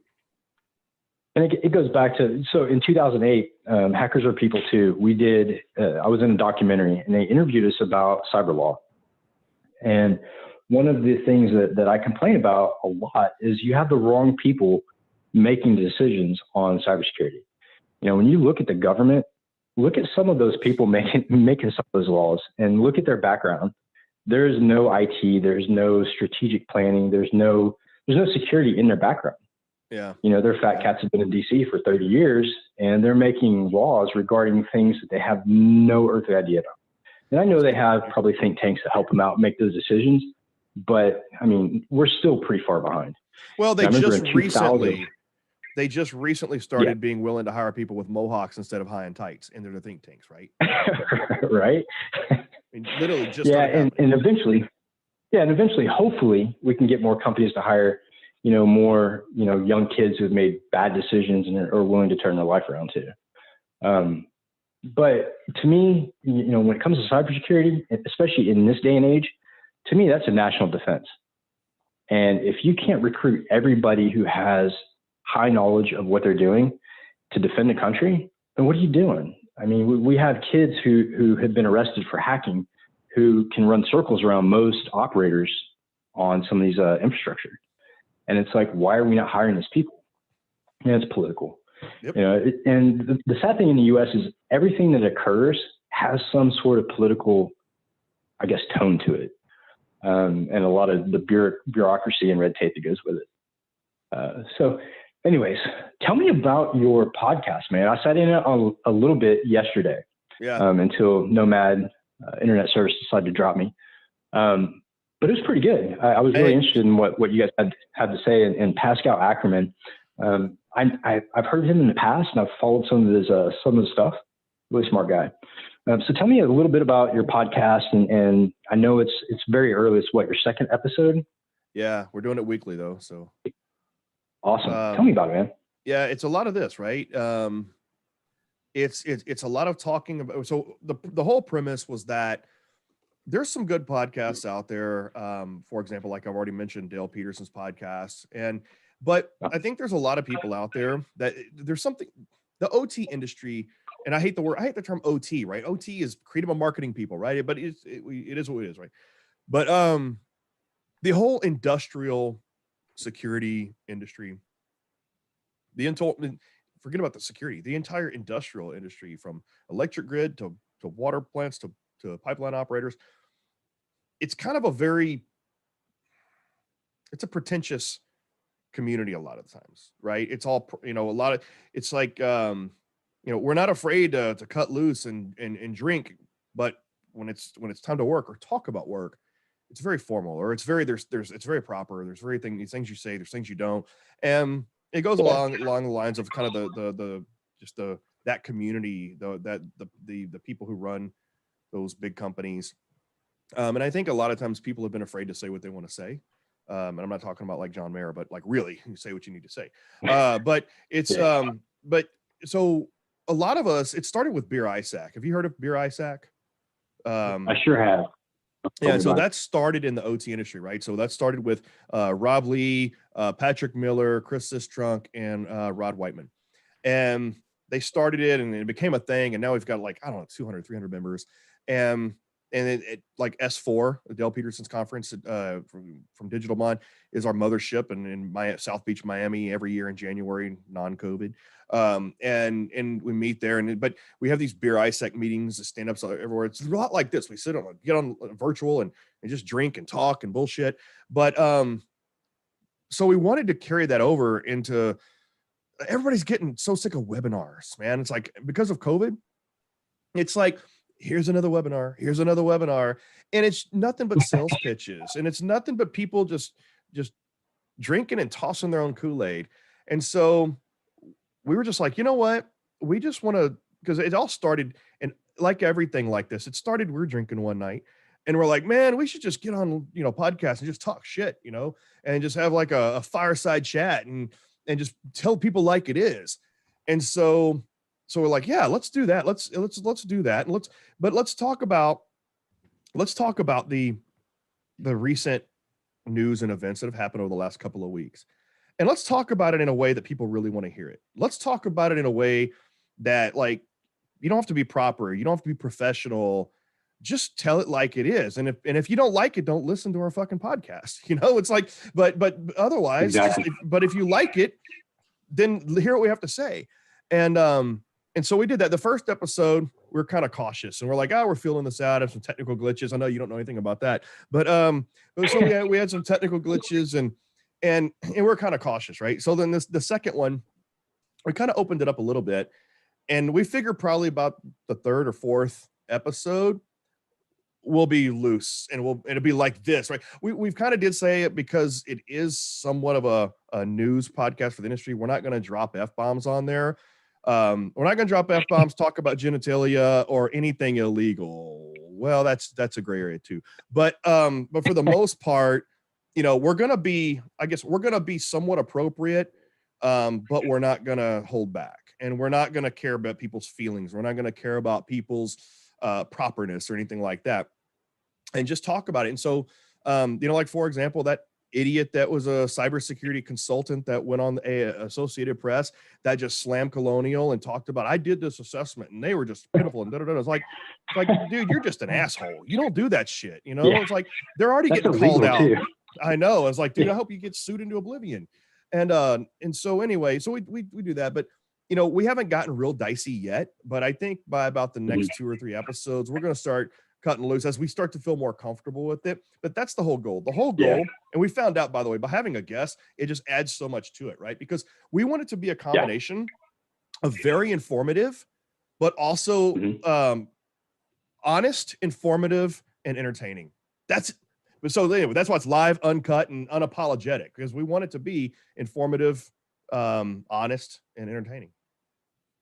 Yeah, and I think that a lot of podcasts, like you said, there's a lot of people doing podcasts now, from cybersecurity to even comedians. Me and Mike sit and watch, Joe Rogan. We watch Andy Schultz and Akash and all those guys and Tom Segura. And that's kind of where we got the idea for the podcast. Like, it was locked down. COVID kept people from being in the same place at the same time. So it was like, I think it was a natural transition to go into podcasting as opposed to giving talks every Friday at, the next city or whatever, like I was doing. I think this is more relaxing, actually. And I enjoy it more because it's real. You get to interact and it's not, a room full of people in suits, and we reach a lot more people this way. Well, it's a coincidence you mentioned that real quick. Is you said Joe Rogan is like, that is exactly what we did. We said, you know what? We want our in fact, that's why I have this microphone. This is the Joe Rogan microphone. It's like I wanted, and I purposely put on a little face weight so I could be more like Joe Rogan. That's not kidding. I've always been fat, but I purposely wanted to be. We said, that's literally what we said. We want this to be the Joe Rogan show of OT cybersecurity. I wish that Joe Rogan would have somebody from cybersecurity on his podcast. I've seen everybody on his podcast. I've seen Elon Musk. I've seen Mike Tyson, all kinds of people. But not once have we seen a hacker, a cybersecurity professional. Nothing like that. I mean, it's all entertainment, which, I get that.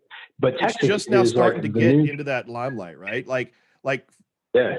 my wife used to say when people ask, "What does your husband do?" and she's like, "I computer security."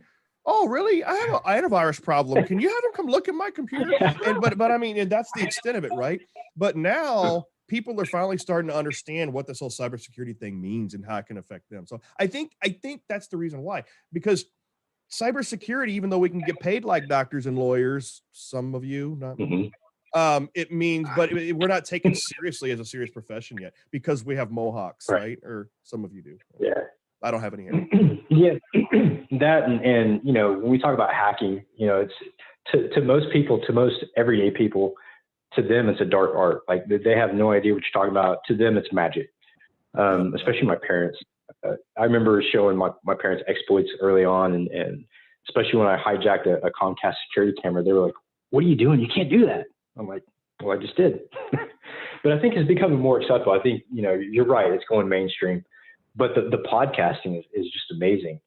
We spent the last couple of days going over how to get more propagation to spread the word a little bit more.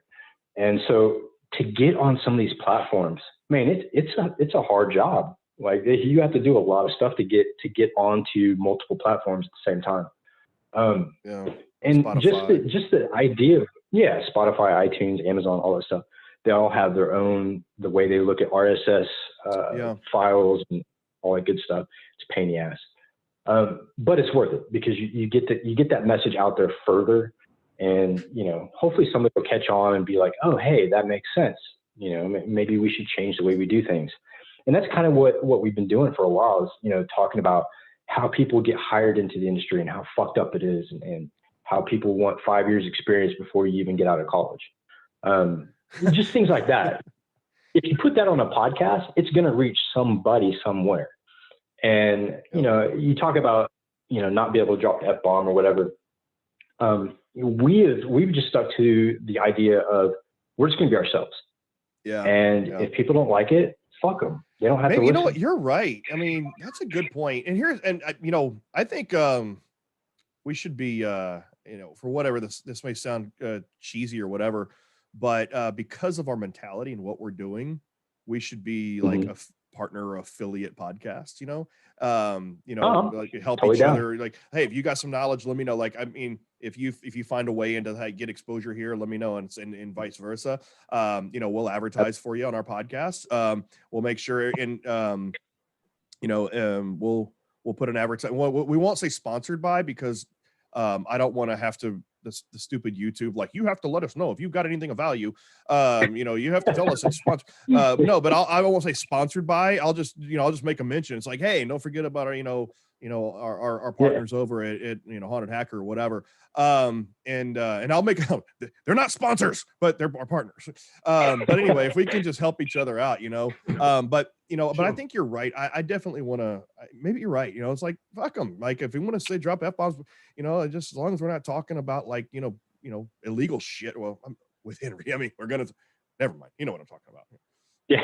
Well, I mean, I try to stay real, right? So, when we got picked up by one of the media companies to be on their show, I thought, oh my God, our podcast is going to change and they're going to dictate what we can and can't say. But they've been totally cool about it. Like, this is who we are, and they understand that and they like it. But they're also in the IT industry.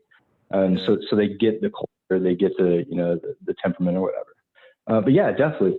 I'm going to open this up for questions. Unfortunately, I am not at the helm. Ryan, can you field the questions and if anybody has anything to say? And I still have 2 drinks after finish, so until I'm done with my drinks, I'll stick around. Awesome. Oh, cool. We're not going anywhere. Definitely not going anywhere.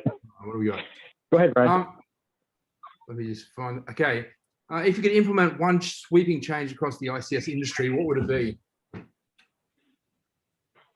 Oh, ICS or cybersecurity, or I guess we'll just say ICS cybersecurity. Yeah. I would say, and this is kind of my soapbox, is change your requirements for how you look at people and hire people.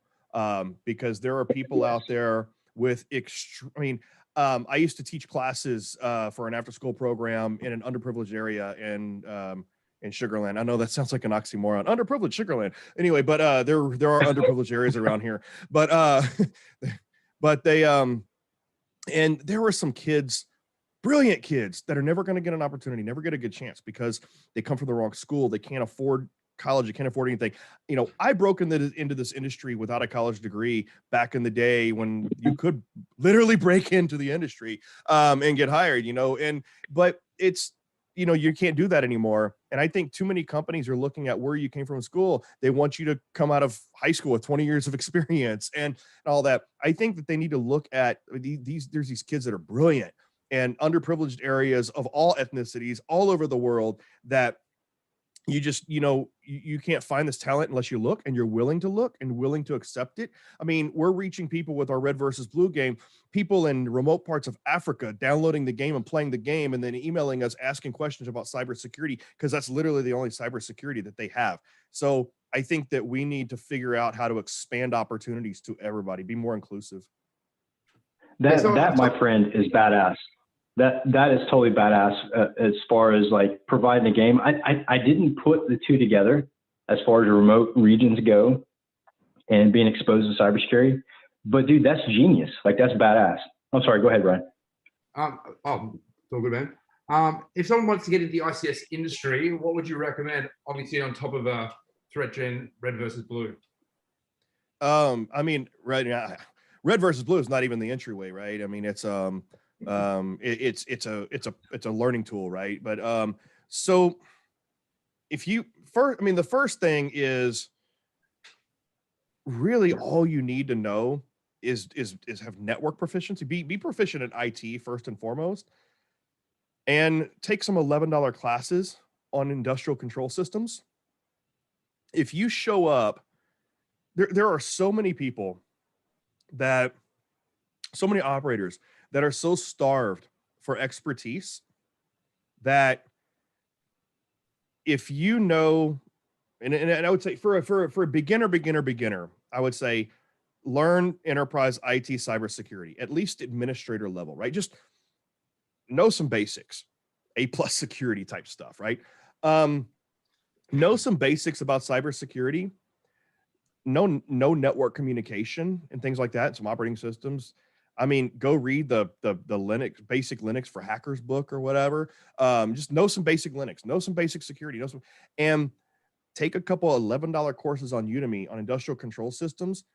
Literally, and I'm not trying to show you how to hack the system or how to social engineer your way into the system, but the OT cybersecurity industry is so starved. OT ICS synonymous. It's so starved for people that know what they're doing that you literally can be the one-eyed king in the land of the blind. If you're good with technology, right? So, well, let me back up. First thing you need, you have to have a passion for learning technology, learning new things, right?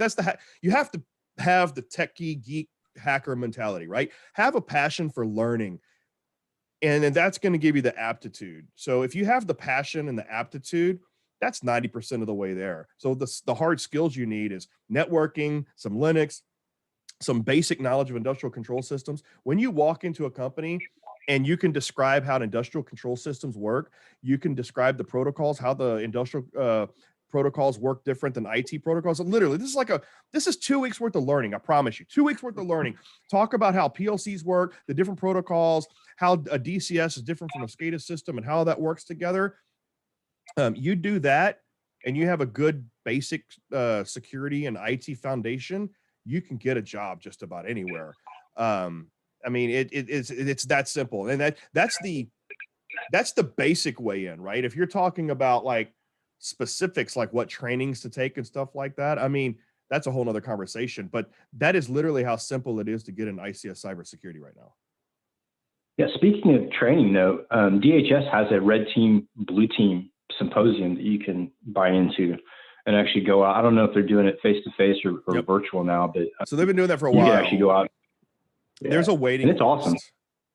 Yeah. And you have to pass a background check too. They do a DHS background check on you as well. Yeah, so that's the reason we built our red versus blue class the way we did, because we do have classes. We have red versus blue classes, and then we have the red versus blue game. And the reason we built that game was because they're and that's what our game is, right? It's red versus blue. The reason we built it was because the only red versus blue, and so here's the evolution of how it happened, real quick. So there's a red versus blue class out there, and it was by DHS and his Idaho National Laboratories, and has a big electric grid cyber range out there, right? And they do this red versus blue class. It's 5 days. So much fun. There's 5 days. There's a waiting list, and you have to. And I believe you and Chris did that too, didn't you, a long time ago? But yep, so there's a 5-day waiting list, and you don't learn the red team stuff so much. You have to have people that already know the red team side. There's a technical learning curve otherwise, and it's 5 days, and there's more lecture than there is actual playing, right? And so so we wanted to build so I've been working with Houston Cybersecurity Conference, or HUSECCon, a lot, and so Michael Farnham came to me, and he's like, hey, one year he's like, can you do an ICS red versus blue class? I'm like, yeah, sure. And he goes, in 1 day? Like, you're on crack. I mean, you want to do a red versus blue class in 1 day. And so we're like, well, I might be able to do something. Or like, let me think about it. So we came, this was like right after I worked at Kaspersky.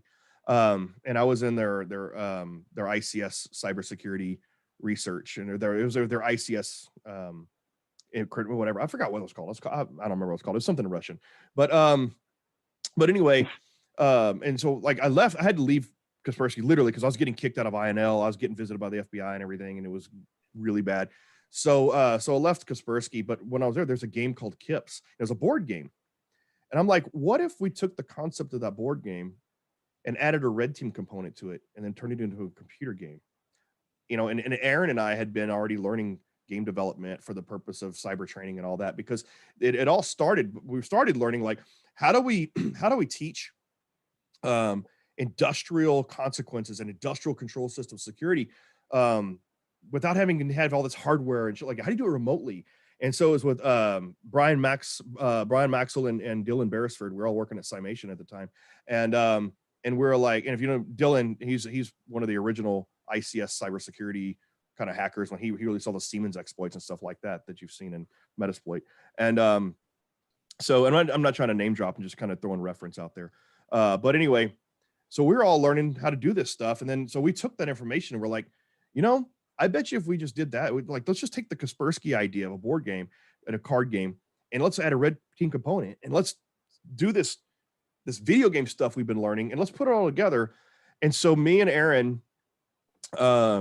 in 8 weeks, we developed an alpha, literally built this video game in 8 weeks and took it to Houston Security Conference, and it went over well, and it just had the right people in it. And so that's how it happened. We're like, holy crap. So then people like Art Conklin from University of Houston and a bunch of other people were in the class. They're like, this could end up being better than INL's red versus blue, because anybody can play it. You don't have to be a hacker. Anybody can play the side of the red team. And the important concepts are, the overall the strategy and the and they're like, you can do this. And so that's how red versus blue was born back in 2017. And that's why we did it. It was basically a way so that everybody could learn both the blue team and the red team without a technical learning curve. The end. Yeah, that's pretty awesome. So INL, their red team versus blue team symposium is really cool. You actually separate into two different groups, the red team and blue team, obviously, and the blue team goes to another facility. And during the class, like, they pick who they want on the red team and blue team. And taking over all the displays on the wall and turning them into solitaire games and overrunning the pump put me on the red team pretty quick. With especially, they have security cameras there too inside INL. They weren't really in scope, but I found a way to get into them and just kind of look around INL. Everything really is always in scope. So yeah, we had a lot of fun there. That's where I met Chris. And Chris and his team, the blue team, took a video of me breaking into the blue team and then taping me up and carrying me out. Yeah, I've seen it was a lot of fun. Yeah. It was a lot of fun. But back then, the SCADA system they were using was kind of like a mock SCADA system. It was pretty accurate. They did a really good job putting it together. But you're right. Like, I think that they could have done better by not using the modules in Metasploit and teaching people how those modules actually worked. Because they were trying to teach blue teamers how to run SCADA attacks, but it was like they didn't understand the attack itself. Yeah, it's too much. Yeah, in 1 day or 2 days or 3 days, it's not enough time to really get, proficient at pen testing SCADA stuff. Exactly. So naturally, all of the hackers end up getting on the red team anyways and destroying the blue team. But again, it was a lot of fun. We met a lot of good friends. Like me and Chris have been friends for years since that day at INL. So yeah, it was really cool. Ryan, what else do you have for us over there? Oh, that's about it, mate. I don't think I have any other. Oh, sorry, one more question. Where are we going? What's the best way to simulate an ICS/SCADA environment? Is the only way through hardware, or it could be done through VMs? And do you know any? Yeah. So, well, here, this is not a plug, but I will tell you that that's a hard question because so you can go in for like $1,100 or something. You can buy like these little PLC simulators that have little buttons and stuff you can push to where it's like a little Micrologix or a Siemens PLC and a SCADA in a box, which you can connect to and hack it and program it and do all this stuff like that. That's the best way. It's not going to scale and it's not going to be realistic, but start off buying yourself. And if that's too much money, then you have to start eBaying and build it yourself. Right. But you can get like a little SCADA in a box or DCS in a box, and it's got blinking lights and little knobs and things you can turn and push to where you can start to learn how it looks or anything like that. Go spend the $11 or whatever on Udemy to get a kind of a PLC programming course and a DCS and learn how all this stuff works. Otherwise, it really is what we call tinker toys, right? You buy these things, and it's a PLC with some blinking lights, maybe some tubes with water and things like that. It's a very small scale thing that's not very realistic.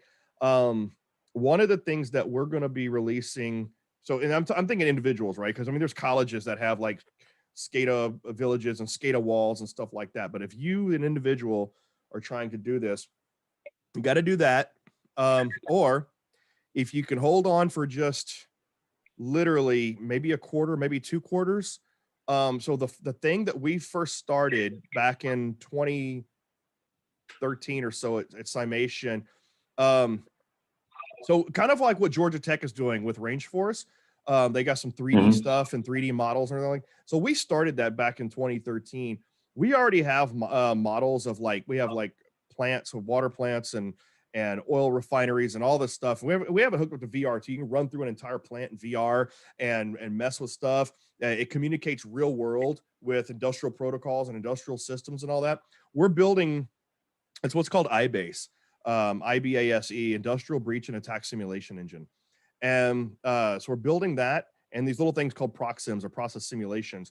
So where it's completely virtual, it installs on gamification, going back to gamification, install it on your computer, and you have multiple SCADA environments, multiple different PLCs you can spin up, and you can program it with ladder logic, and you can break stuff, and you can see how things work. It's not 100% accurate fidelity in terms of the physics, but it's good enough for training because it's not the physics of the process that's important, right? I mean, if that's good enough, it's good enough for training. What's important is understanding the ladder logic and the process and the industrial protocols, which are 100% real. We're programming 100% real industrial protocol stacks into these things. And so we're doing that. And we're going to have a community edition of that. We're going to release community modules out there for free so that anybody can download these things and build up a little SCADA environment or DACS and program PLCs and learn how it works. We're going to release that to the community. It's not going to be open source, but we will have free modules we're going to release to the community so that anybody can learn this without being subject to just limited to a tabletop full of toys. So that should be out by the end of the year. So let's play some ICS OT game, a little bit of fun. I'm going to ask the most vulnerable controller that you know of? I'm going to go with Triconex. The most vulnerable controller that I know of. Well, I mean, controller is a different story. I think historically, Red Lion is the most vulnerable of all SCADA, but I mean that was a while back. Triconex is not. Triconex it had big news lately, but it's not the most vulnerable. I would say, and they're all getting better, but historically, I would say Micrologics. Micrologics. Yeah, Micrologics has been like been the go-to for like, here's how you hack a PLC. Look at this Micrologics 1100. You know, I mean, that's been the quintessential like go-to. Let's hack this thing. It's been the most vulnerable because here, let's face it. There's two things about any controller that are vulnerable. The two most things that are vulnerable. Number one is the protocol itself. So it has really nothing to do with the controller. It's the protocol, because the protocols are weak. So anything that runs on Modbus or Profinet or fill in the blank or BACnet, they're all vulnerable, right? You can hack the shit out of those, and it doesn't even matter about the controller. So let's get protocols off the table. Let's just talk about controllers themselves. The problem with most controllers in the past has been the stack is the way that the stacks are programmed. So they had to retrofit the serial protocols from industrial protocols and encapsulate it into the IT protocol, or the IP protocol in UDP and TCP specifically. And so that essentially broke the stack to where pretty much any PLC that is still developed on that old paradigm, malformed packets, ping of death, all this shit will just break it. It will just bring it down. It will knock it down. If you're talking about remote code execution, that's usually, what was it when it was me, Brian, and Dylan did, they actually, and Eric Forner, they Triconex did.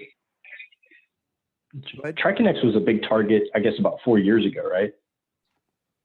Well, yeah, but actually, when was it? Yeah, it was about 4 years ago. 2016? Because when was Trisis? So that basically they got exposed when Trisis came out. Yeah. And I guess that was 2017. So yeah, or 2016, 2017. Yeah. So, and another thing too, like people ask about getting into like being able to test controllers and PLCs and whatnot. In Texas, if you go to some of those natural gas drilling sites that aren't manned, that are just like locked off, you can normally find like a BGAN or a satellite type of connection out there. That's not called testing, that's called breaking and entering. Right? But I mean, a lot of BGANs have a lot of those BGANs have Ethernet ports on them that are just open. And all you gotta do is walk up to the device and plug your laptop in, and guess what? You're on a network. Yeah, but you do not want to get caught by a Texas redneck field engineer. It's I mean, we have those all, like I am a stereotypical Texan. I do have a ranch. And we do have we've got no mineral rights, we've got no oil money. I am still broke. But we do have pump jacks and lease pads all around us, all over the place. Literally, like by my like friends in high school, their family, and I'm like, yeah, lucky you, shut up. But so they but yeah, you can go up to those things, and they have a lot of the times. I mean, it depends on what it is, right? If you're doing remote measurement and remote control, they're going to be connected to like a 4G connection or sometimes a 3G connection on there, whatever. They're actually, when you're that remote, you don't actually have Ethernet on there. You're not actually going to be connected to anything that's connected to any type of network. It's usually going to be mobile network kind of thing. Well, but I wouldn't recommend people go out there and just start playing around with it, because you're going to get a baseball bat. That's how you get baseball bats. Yeah, and the equipment I'm talking about, the BGAN, right? So we deployed a lot of those on some of the offshore sites. And it's funny because all of those devices, the newest ones that we had, all had Ethernet jacks in them. And they wanted me to test the security of these BEN devices. So they brought one in, and I was just fumbling around with it. And I thought, I don't know this technology. So let me get online and see if I can find some information about it. Dude, I found hidden accounts. I found default passwords. I found just everything. Oh, and I went to the company. I was like, I have to switch my my speaker. My earbuds dying, so I have to switch to my my main speakers. So we might get some echo, but I think we're almost done anyway. So. Yeah. So yeah, like the company wanted to know the security issues with these BEN devices. And I didn't even know where to start. Once I found the manuals online, I went nuts. I was like, you got to be kidding me. We're deploying these by default with this configuration. And it's sad because a lot of those pumps, that I've looked at don't have anybody around at all. Some of the oil fields, right? Yeah. And it's like, there's no cameras, there's no nothing. And you look for sensors, you look for something that would notify somebody that you were there, but there are sites out there that have absolutely nothing. And I don't condone like physically breaking into somebody else's equipment or, causing problems, but hopefully they'll secure that stuff up too, because a lot of our grid, you don't even have to, do a cyber attack. A lot of the stuff you can physically destroy and take down a lot. Yeah, and that's why I don't. That's what we do, but I wouldn't recommend doing it. Yeah. I feel like no, a DJ. definitely. Definitely you can't see not me. in Texas. Yeah. Yeah, I can. So yeah, like, I think we have a long way to go when it comes to ICS and OT. And it's a lot of the world is going to OT. A lot of the world is going to go to, embedded systems. I thank God the Raspberry Pi came out. When that came out, it was a game changer as far as like, building devices and robots and controllers and motors. And I mean, there's all kinds of stuff that you can do with the Raspberry Pi. And Arduino. Right? Yeah. Arduino, Raspberry Pi 1. There's tons. But it would be nice to see a SCADA type or, ICS OT type lab set up with Raspberry Pis. I mean, that would be really cool. Oh, people have done those. Yeah. But I mean like a red versus blue type deal. That would be fun. Again, the whole reason why we avoided hardware was because of scalability and remote accessibility, mainly due to COVID, right? It wasn't too like so the game came out in 2019 and late 2019, and we expected to do all kind of cool stuff with it, with hardware and all that stuff like that. And of course, COVID hit, in 2020, and so that derailed a bunch of stuff. So we had to yield to accessibility. But now that hopefully COVID's going to start to diminish. But ultimately, because when you're talking about individual training, yes, buy the labs, get Raspberry Pi and stuff like that. But if you're talking about training a lot of people, or being able to mass market something for a training solution, not even for commercial purposes, just mass market, and maybe mass distribute, maybe not market, but like make something available to people, because I think you're on the right track, right?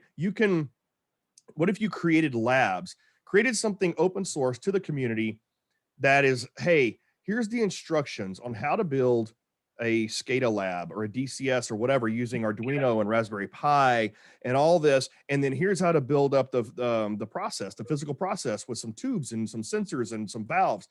That doesn't exist out there that I know of. And if it did, that would be cool. Yeah. That would be really nice.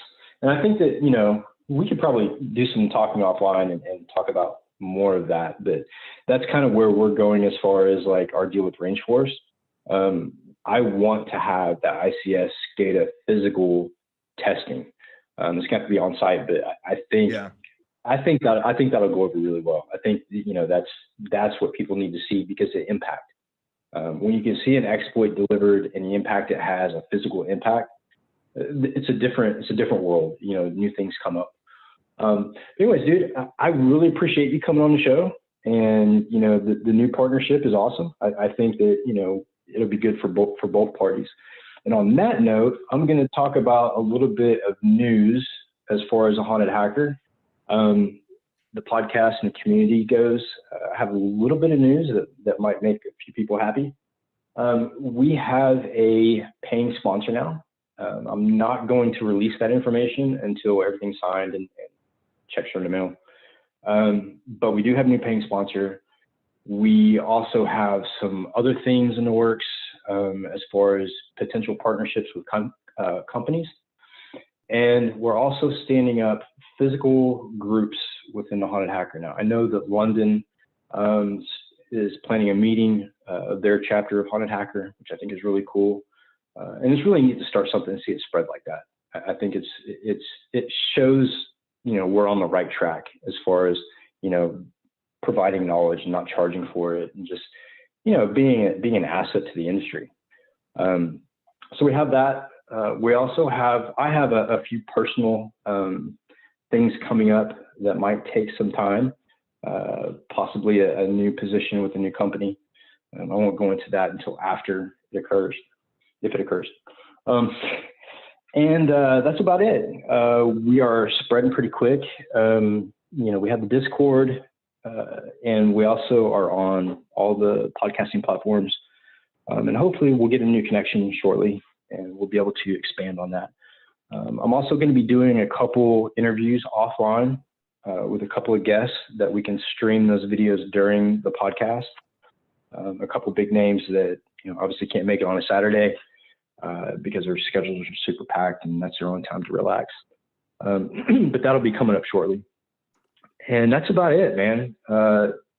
Clint, you have any questions for us or for Ryan or for the haunted crew in general? You know, actually, so like I mentioned before, this is really kind of like the Beer ISAC community, which really kind of faded away during COVID. So I see you have a lot of people that join here. Is this all part of the, you know, your Discord, your haunted hacker community? In other words, you know, can I join? Do I have, you know, is there an initiation? Do I have to do something to sheep or something? But, or, you know, how can I don't think we have any, never mind. Is this something that I can join now and hang out and view future podcasts with you guys and hang out here, you know? Because I think, number one, I would like to in general. Number two, I think in an effort to start building a partnership, I think I should. Absolutely, man. Yeah, everybody's welcome. Everybody's welcome. But I would really appreciate if you'd come back and you know, maybe possibly help us co-host a show and you know, get involved with the community. But yeah, it's all one thing. So we have the YouTube channel, we have the Discord, we have the podcast, we have the bulletin, which is now turning into a magazine thanks to Ryan. Ryan did some badass artwork and template for the layout of the new magazine. And we're going to have magazines coming out of the UK, Australia, the US, and potentially 2 other countries. Not sure yet. 2,600 be damned. Yeah, right. So yeah, we're moving. We're moving along, and I think it's all attributed to the fact that, you know, we welcome everybody, and there is no. I don't know if you remember back during the IRC days and during like BBS days, people who had some sort of knowledge became instant assholes on the internet, and you tried to learn something from them, and all you get is RTFM, you know. And I hated that. You know, I had friends that mentored me and helped me out. But if I went into a strange IRC channel that I'd never been in before, you always got that blast back. But with us, you don't get that. And yeah. And here you don't get that. You know, we welcome and accept everybody. So yeah, man, come back, join the Discord, and let's get the show rolling. I think, just count me in. I'll participate on the Discord. Yeah, I'll be on these things. This is, you know, I feel like that the Beer ISEC, you know, has, you know, let me down during COVID. So I'll you know, count me in. I'll be here. If you want me to co-host, I'll co-host. Let me know what you need from me. I'll do it. Cool. But no, I'm in. Just let me know what kind of sheep I need to get. I'll think about that initiation process. I'll be in Texas in October, I believe, for the Texas Cyber Summit. That's right. Yeah, I'll be there too. So we'll see each other. Awesome. All right. Well, I appreciate it. And thanks everybody for joining the podcast. Ryan, thanks again for co-hosting. You do a freaking fantastic job. And especially with all the stuff. A lot of people don't know all the things that Ryan does for the Haunted Hacker community. And it's absolutely insane. Getting guests, setting up the Eventbrite, putting out messages, co-hosting, just there's an endless list of shit that Ryan does. So I want to thank Ryan for that. But yeah, thanks everybody, and we'll see you guys next Saturday. See you, man. Thanks for coming on, Clint. Thanks for having me. Thanks, Clint. I Thanks, shall be guys. back. Have a good weekend. Adios.